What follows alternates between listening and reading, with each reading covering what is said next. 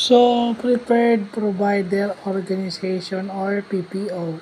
So, again, sa US Healthcare, ito yung isang sistema nila or process nila na kung saan yung mga healthcare providers o healthcare workers agreed to provide healthcare services with a third party provider. So, ibig sabihin, third party meaning hindi government. So, private ito.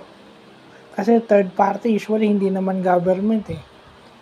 Di ba? Sila yung nagpo-provide ng healthcare services at lower prices, yung abot kaya. So, dalawa yan eh, yung high deductible health plan at saka itong PPO.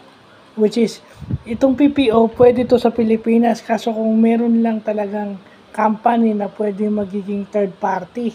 Wala pa ata dito sa Pilipinas niyan. Pero kung gagawin yan, sigurado ko marami matutulungan yan.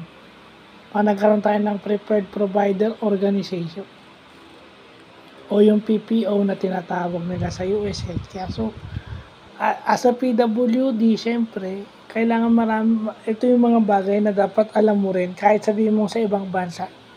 Alam mo yung dito sa Pilipinas, pero alam mo rin kung anong meron sa ibang bansa. Kasi, baka dumating yung time na kailangan mo pumunta ng ibang bansa to avail of those services para kung anong mapabuti yung kalagayan mo. So, yun lang po.